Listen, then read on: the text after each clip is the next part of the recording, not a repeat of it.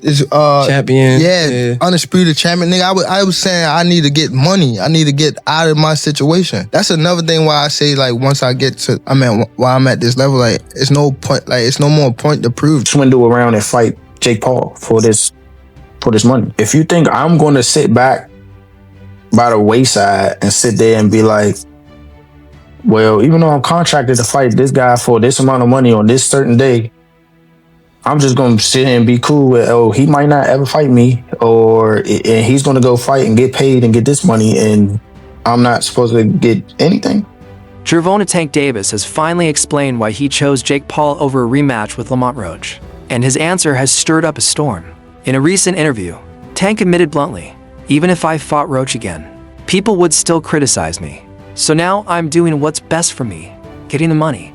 But now, that choice may cost more than criticism. Reports suggest Lamont Roach is considering legal action for breach of their rematch agreement. Tank is a money fighter. Who's the bigger money fight for Tank? I don't think that's Shakur. Who else would you think? Jake Paul? Yeah, for sure, but I'm not even talking about fake boxing. Like, for sure, he gonna do that if that's there. If you've noticed Tank's energy lately, he's different, distant, detached. At the press conference, he admitted he hasn't felt this free in years. I've been boxing since I was 7. This is the first camp I can actually enjoy myself and be me.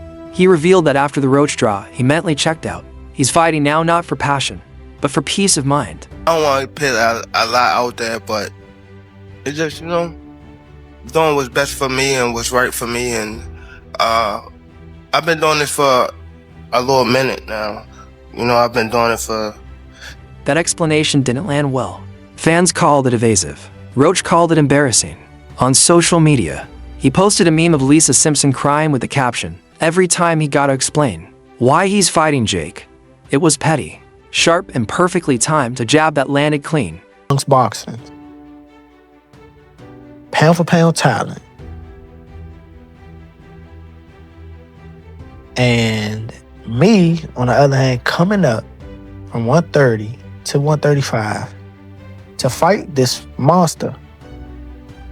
That's gonna make me a 2-division world champ. That's gonna make me 2-time world champ, and that's gonna put me in the pound. Thing is, like, just handle the business right. That's all. Just handle the business right. Don't think you're gonna do bad business with me and think it's just gonna be okay. No, we're gonna call you out every single time. Don't duck a fight with me and fight a YouTuber that's 200 pounds and think it's okay. It's not okay. I don't care what that, unless you took the proper, But it seems that Tank's decision to skip his rematch with Lamont Roach and face Jake Paul instead has taken another turn, this time on the business side. Lamont Roach has now addressed whether he plans to pursue legal. But behind the jokes, Roach's frustration is real. He'd been preparing for that rematch, only to see it vanish overnight. When Jake Paul's fight was announced, Roach fired off another post, told y'all duck, duck, duck, duck for emojis. One message he felt played. Now, the story has shifted from rivalry to business politics. Roach recently confirmed that while he could have taken Davis to arbitration, he chose not to. "No, we're not going to arbitration," Roach told inside the ring. "I've been taken care of." He didn't say how, but everyone in the industry understood. A quiet payout. Behind the scenes, PBC and Al Heyman reportedly stepped in to clean up the mess, settling things privately so the Jake Paul fight could move forward. As Roach put it, even though he messed up, they made it right on my end.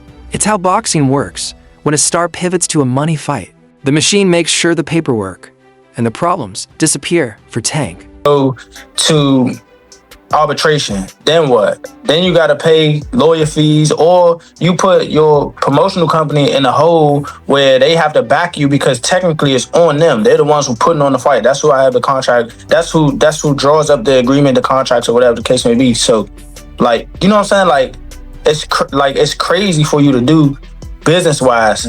This isn't about legacy anymore. It's about freedom and finance. He's fought since childhood, built his name, and now wants to cash in while he still can. This fight lets me stay healthy and walk away on my terms. But his choice raises a bigger question. What happens when boxing's biggest names stop chasing belts and start chasing bags? Like that's gonna happen. For everybody that keep asking me, everybody be on every single boxing page, boxing source, you hearing it from the horse's mouth.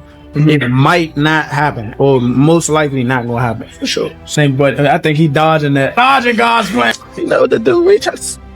If you want to fight or you don't. Simple. Weren't friends. Him and Tank Davis weren't cool. They didn't really know each other like that. They were just cordial. This is a different cry from what he said about Tank Davis leading up to his first fight with Tank Davis. And I believe this because he realized how out of pocket he has been. He realized that, well, let me make it seem like it's not as out of pocket to shit on him after he gets. Shocker Stevenson understands the logic, but he wouldn't have done it. He told reporters Tank almost lost to Roach. If he took the rematch and lost, his value drops. By fighting Jake first, he's cashing out before that happens. It's a calculated gamble, not cowardice, at least in Shocker's eyes. And you blame a man for taking that opportunity because this is prize fighting, right? It's about making money and securing your family. Can you fault him for that? It's two sides of that. Like, Okay. it just depends. Like, as a fighter, just because I had a draw with somebody, for me, I may run it back. But in a business aspect, if you run it back and you lose to Lamont, and then there's Terrence Crawford, who didn't mince words. Crawford said straight up that Then there's Terrence Crawford, who doesn't see this as an easy money grab at all. Jake's way too big for Tank, Crawford warned. To him, this fight isn't soft, it's risky.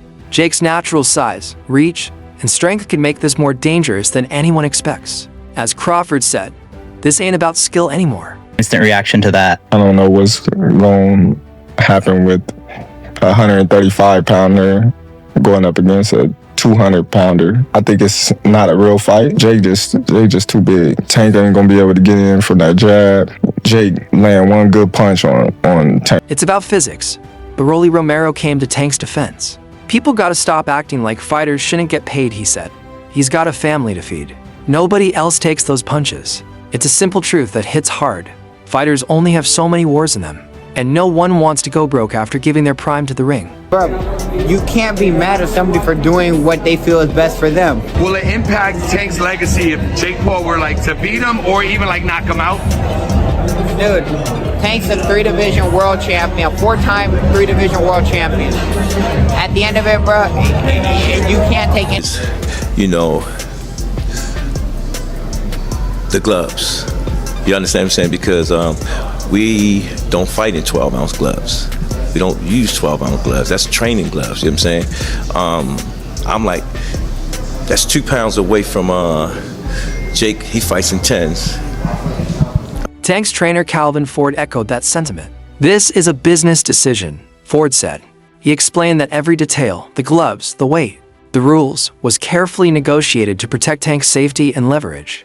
To Team Davis, this isn't betrayal. It's smart business. He's earned the right to choose what's next, even if it's controversial still. Paul brings something to media and to boxing. You cannot miss a fight. I like it, V. I like the drama it's bringing, I'll be honest. But nobody really cares about this fight. Yeah, are you gonna watch it? Yeah, of course. That's how it's gonna go. Nobody really cares, but everybody's gonna watch it. Like, Lamont Roach isn't letting go quietly. He's hinted that if there was a signed rematch clause, he might revisit the legal route. His frustration isn't just about money, it's about respect. He believes boxing's old values, merit, ranking.